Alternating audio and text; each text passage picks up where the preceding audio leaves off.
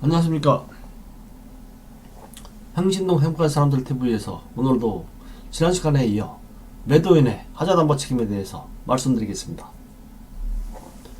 자, 지난 시간에 권리에 대한 하자, 또 물건에 대한 하자 두 종류로 나눠져 있다고 했습니다. 그래서 오늘 시간에는 의의 및 법적 성질과 유형과 내용에 대해서 두 번째 시간입니다.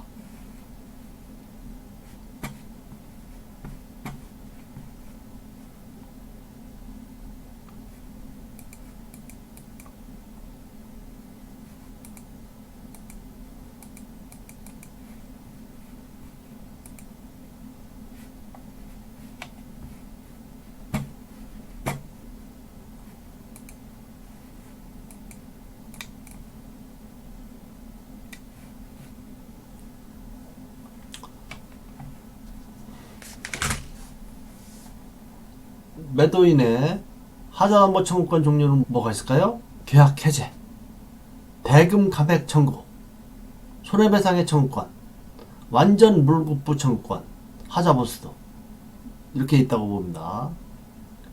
제일 중요한 계약 해제죠. 다음 대금, 이런 하자가 있으니 대금 감액을 해달라 이 얘기입니다.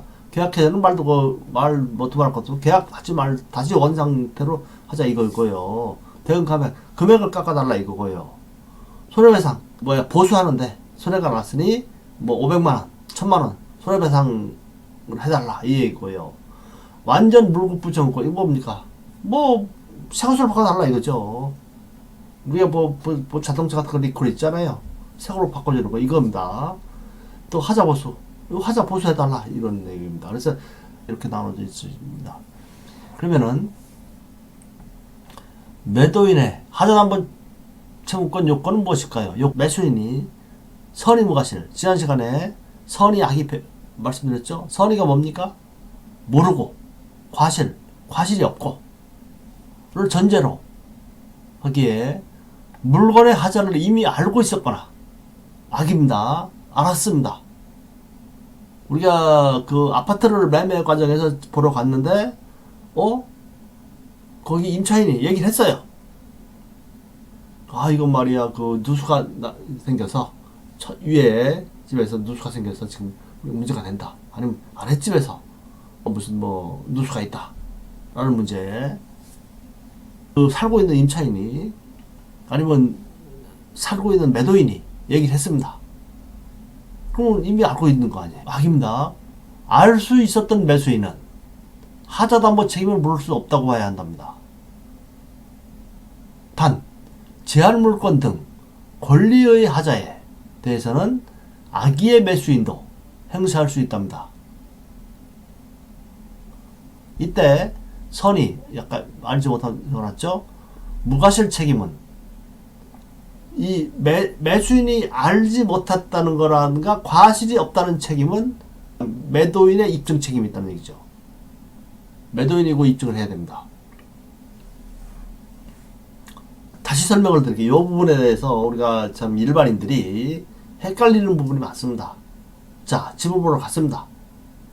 그런데 아까 말한 그 거주인이 매도인도 될 수가 있고 임차인도 될 수가 있습니다. 아까 말한 하자를 얘기를 했어요. 그러면은 집을 보러 간 매수인은 그 하자를 듣고 알았죠. 이런 경우에는 해당이 없다는 얘기입니다.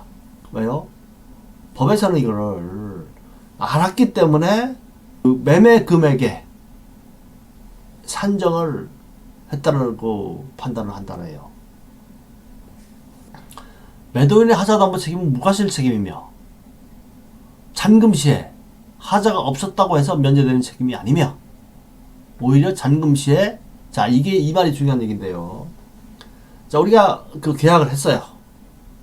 그리고 이제 계약할 때 다시 공인중개사가 중개대상으로 확인서를 작성을 하면서 매도인에게 한번 질의를 합니다. 통상 이 물건에 대해서 하자 부분에 대해서 누수가 있습니까? 어디 문제 있는 게 있습니까? 샤시가 어떻습니까? 곰팡이라든가 이런 게 있습니까? 여러 등등 물어보죠.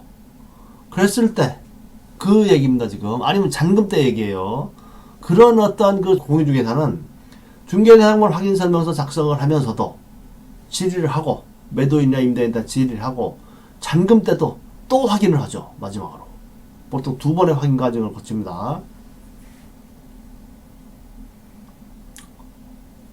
매도인의 하자담보 책임은 무과실, 과실이 있고 없고를 따지는 게 아니에요. 그리고 매도인이 알거나 모르거나 이걸 따지지 않습니다. 잔금 시에 하자가 없었다고 해서 면제되는 책임이 아니며, 잔금 시에 공인중개사가 또 물어보죠. 매도인이 하자 없어요. 이상이 없습니다. 보호표적으로 이런 얘기를 하죠. 거진 매매 과정에서 80% 90% 하자 없다는 얘기를 해요. 문제 없다는 얘기 합니다. 왜? 문제 있다고 하면은 그거 해결해 달라고 하니까. 보통 95% 이상이 문제 있다는 얘기를 하지 않더라고요. 99%뭐 한 90%라고 하죠. 90% 정도는 하자 없다고 얘기를 합니다. 자, 이런 경우에요. 하자가 없었다고 해서 면제되는 책임이 아니며, 오히려 반대로요. 잔금 시에 하자를 매도인이나 부동산의 고지로 매수인이 알고 있었다고 하면은 오히려 하자 담보 책임의 매도인은 면제가 될 수 있다는 얘기죠. 왜요? 법조문에 나오지 않습니까? 매수인이 알았거나 이럴 때는 하자 담보 책임을 물을 수 없다라고 나오지 않습니까? 한번 법조문 다시 한번 볼까요? 우리가 매도인의 하자 담보 책임 1항 매매 목적물에 하자가 있는 때에는 제575조 제1항의 규정을 준용한다. 그러나 이거죠. 매수인이 하자 있는 것을 알았거나 과실로 이를 알지 못한 때는 그러하지 아니하다. 이거죠. 매수인이 매도인의 말에 의해서 하자 있는 것을 알았습니다. 그럴 때는 매도인의 하자 담보 책임을 물을 수가 없다는 얘기죠. 여기 나오죠, 분명히. 자, 매수인이 하자를 이미 알고 있었다면 매매 가격에 반영되었다고 볼 수 있기 때문이랍니다. 이 하자가 있으니까 나는 이 하자 부분을 수리하는데, 보수하는데 이 정도 돈이 든다. 그래서 그 매매 가격을 어느 정도 깎는다. 이런 의미가 있지 않습니까? 그죠? 그래서 이 매수인이 하자를 알고 있었다고 하면은 매매가가 반영되었다기 때문에 물을 수 없다는 얘기죠. 그래서 하자담보 책임은 매수인이 매매 목적물을 꼼꼼히 확인하지 아니하여 하자를 알 수 없었던 경우에 성립되지 않습니다. 다시 말하면 하자담보 책임은 거래 성립 당시 존재하는 하자에 대해서 인정하는 법입니다. 따라서 원만에서는 매수인이 매도인의 하자담보 책임을 묻기는 어렵다고 보입니다. 그러니 보다 신중하게 행동해야 한다고 생각합니다. 자, 이 하자담보 책임은 예전부터 있었던 하자예요. 매도인이 매수를 해서 계약을 하고 잔금을 치르고 나서 하자가 생긴 부분, 이 부분은 물을 수 없다는 얘기죠. 옛날부터 있었던 하자를 매수인이 어떤 나름대로 자기가 몰랐습니다. 여기 나오지 않습니까? 거래 성립 당시 존재하는 하자에 대해서 인정하는 법이라는 얘기죠. 그 과거부터 있었던 하자, 이미 알았거나 자기 과오로, 과실로. 또 여기 나오죠. 매수인 매매 목적물을 꼼꼼히 확인하지 아니하여 하자를 알 수 없었던 경우에 성립하지 않습니다. 이거 나오잖아요.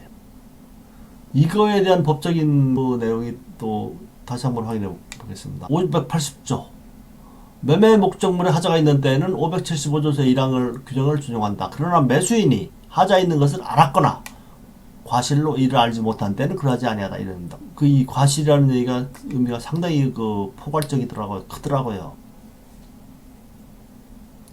여기서 이제 중개하는 중개사도 중개 대상물에 대한 확인 설명 의무가 있는데 계약 당시 누수 등 하자 여부를 보다 꼼꼼히 살펴본 다음에 이를 설명해야 하는데 중개사가 이를 확인하지 아니하였다면 중개사도 일부 책임이 있다고 볼 수 있습니다.